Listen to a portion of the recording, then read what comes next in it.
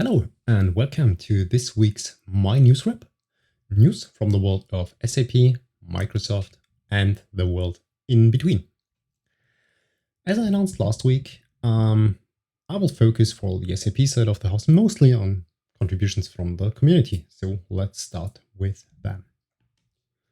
First contribution that I would like to highlight for you is a contribution around CDS, around the CAP, Cloud Application Programming Model.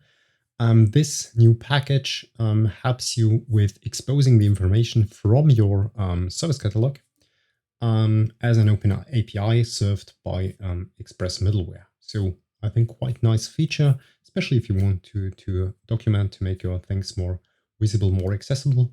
Quite cool. It's provided by Christian Gorgi in his private repo, one of the, I would say, main developers and architects around CDS. So really cool feature. Staying in the world of Cloud Application Programming Model, as you know, there was the conference recap, and you're probably eagerly waiting for the videos of recap. And there is a good news, they are cut and edited, thanks to Ivona Han, as far as I interpret the message that came out on Twitter. And the publishing is ongoing, so it will be coming. It's not available yet, but stay tuned, folks. I will tell you when it's out. With that, I would like to switch to a second beloved topic in the area of SAP, and that's Kyma. There is one smaller news from my perspective around Kyma, but it shows that Kyma is making its way along the extension path, and that's the embedding or usage of Kyma within the SAP customer data platform that is out now. So if you're working with the customer data platform, you can now use Kyma with extensions. And this little section in the SAP help portal that I referenced within the show notes will help you in order to get started with that. Then one other news or blog post and podcast that I would like to highlight is kind of a review or point of view from the German-speaking user group that was served by Diginomica around Sapphire Now and the announcements there. So this blog post, as well as the accompanied audio mode, guides you through the announcements and the points of views that the two board members that have been interviewed there, namely Jens Hungerhausen and Oliver Ottoschell, gave to Diginomica. Fair points that have been addressed there. A lot of topics that I think are really fair to take a look at, like the RISE announcement, the one contract confusion, and a lot of other things like the industry cloud and this new restructured ERP that was announced, or modular ERP, how it's called. So very nice read on that topic. With that, let's switch to the Microsoft part of the house with one first blog post that I'd like to highlight more from a political perspective. Perhaps you saw it on Twitter or somewhere in social media that the JEDI contract was kind of terminated between Microsoft and the United States. To be precise, the Department of Defense. And this blog post kind of gives the point of view of Microsoft on that story and their commitment to the Department of Defense. So politics at its best, but maybe an interesting read to see what Microsoft has to say on the topic. And with that, let's switch back to technology that's easier to digest. And let's go to Azure Functions and Serverless. So first of all, I would like to highlight a blog post by Will Vileda, who is currently pushing out blog posts like a machine on how to create serverless APIs, making use of the Cosmos DB. To be precise, make use of the Cosmos DB Mongo API. So this blog post guides you through how to set up Cosmos DB, how to make use of the Mongo API, and then how to wrap that with Azure Functions in order to have basic CRUD functionality to interact with Cosmos DB. Then another blog post that came out that covers a topic that's not brand new, but that I think didn't get that much attention up to now. And that's how to implement Azure Functions with any function. That's a functionality that came out that's called custom handlers. And this blog post guides you through how to do that if you want to use, for example, Go within Azure Functions, which is not supported out of the box, but which you can do yourself by making use of custom handlers. Then one blog post in the area of Azure Functions that's also quite interesting by Microsoft around how to bring together Azure Functions, VNets, and in this scenario, Kafka that's living within a subnet of the VNet.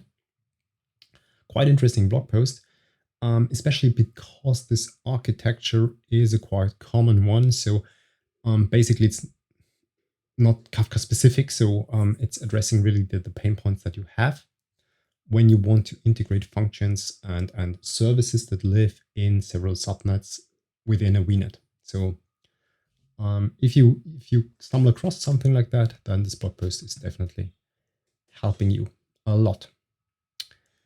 And then one GA announcement that is coupled to Azure Functions and the app service, and there is some new features available in the area of secret configuration options.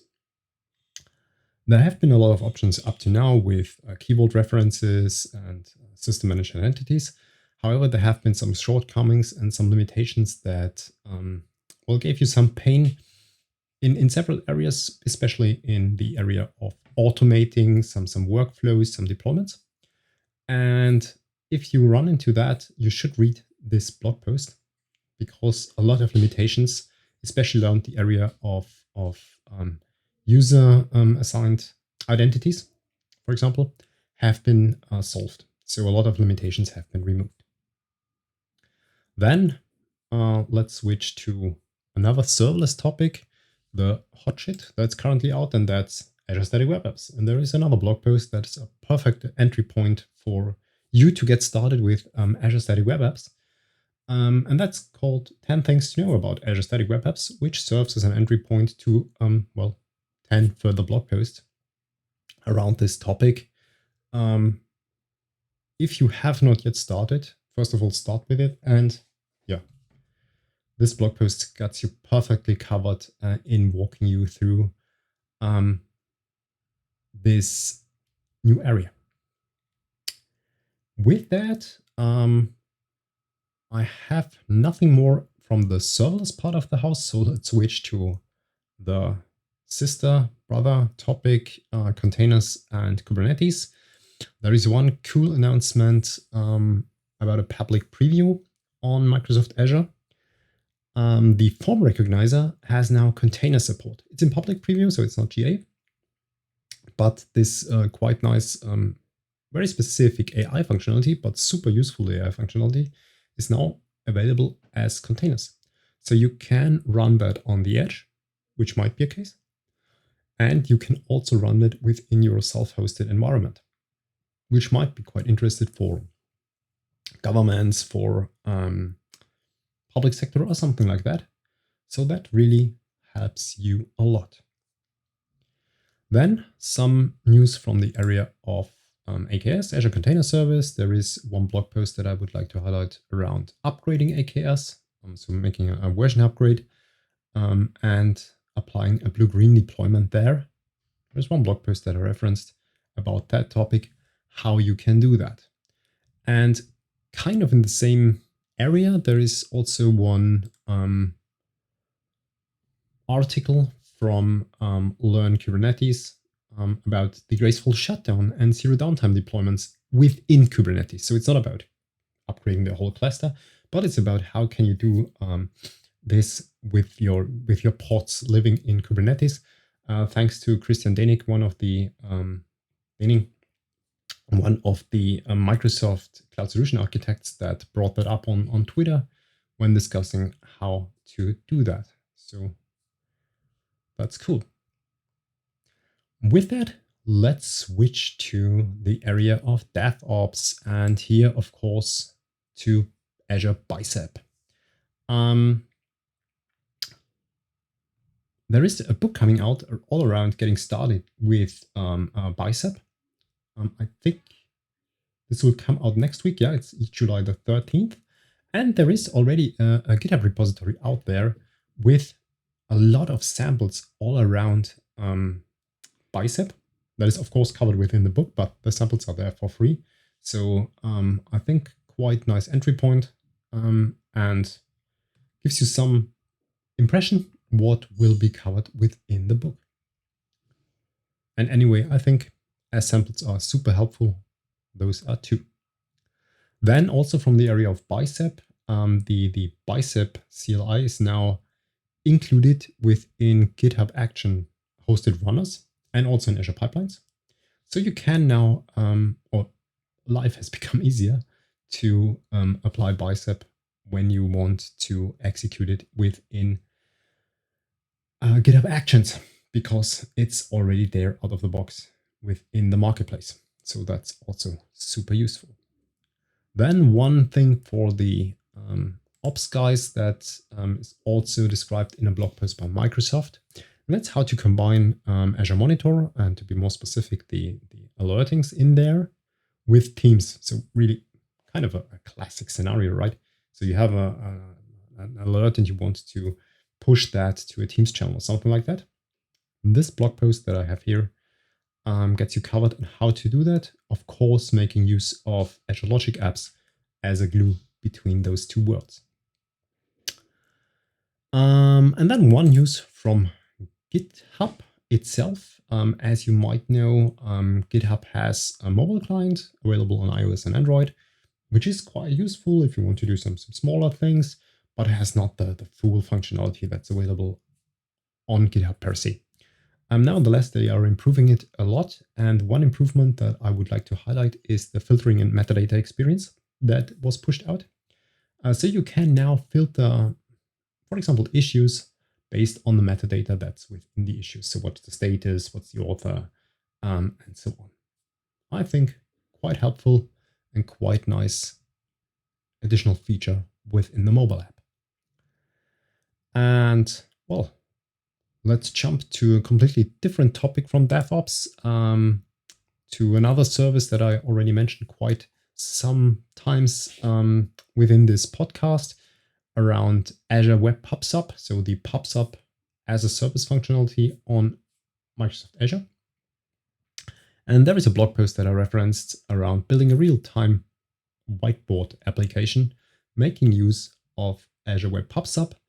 And what's cool, this time not with .NET, but making use of JavaScript. Well, that's it from the Microsoft part of the house. So quite some news came around. Let's switch to the world between SAP and Microsoft. And let's start with a topic that's kind of not my perfect home turf, but I think it's really worth a read. That's a blog post around optimizing SAP for Azure. So how do you do all the sizing and all the magic that you have to do when you want to bring your SAP workloads onto Azure? As I said, not my home turf, but a really interesting read. Then a really cool blog post that was published on the SAP community by the folks from Business by Design. That they have a quite deep integration with Teams. So that was highlighted by me at the beginning of the year, and I think it was GA in April, if I'm not mistaken. And there's another cool blog post that shows you the power when you bring together Microsoft and SAP offerings, highlighting one, I would say, a classic scenario. Bringing together Microsoft Power Automate with Business by Design. And this scenario is you get an email, and an email has an attachment, which is an invoice, and you want to push that towards Business by Design in a specific folder there. And that's where you can use Power Automate, because it can listen to your inbox. If their inbox has some or if the email that arrives has some specific attributes like having invoice in the title or something like that, you can then extract the attachment and then push that somewhere where Business by Design can find this invoice. And that's exactly described within this blog post. Something that's related to Power Automate, logic apps. There is another improvement within the area of documentation of the logic apps and the SAP connector there, which allows you to connect logic apps to the RFC functionality within SAP, which can be a pain when it comes to authorizations. And documentation got improved with respect to the authorizations that you need within the SAP system in order to make the call a success from logic apps. So take a look at the documentation. It's got a lot of improvements there. And then last but not least, the SAP on Azure podcast that came out this morning. Quite cool one, with the main topic of predicting cash flow from S/4HANA, and for example from another data source like Cosmos DB, and bringing those things together, making use of the analytics toolbox that's available within Azure, namely Synapse, Azure Synapse, and the Synapse pipelines to feed it in, making use of machine learning, and of course for the visualization, Power BI. So really super interesting story. I would say also a quite common scenario. Really interesting, and what's the best, and it's referenced within the show notes of the podcast, but I also referenced the link in my show notes. All the stuff that you need in order to make this setup reality are available within a GitHub repository that you just need to use.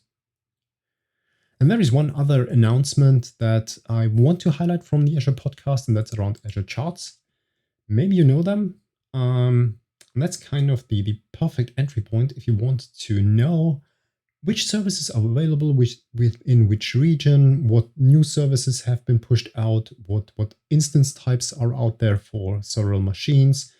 And they enhance that with solution stories, customer stories, and so on, and hooking in the topic of learning.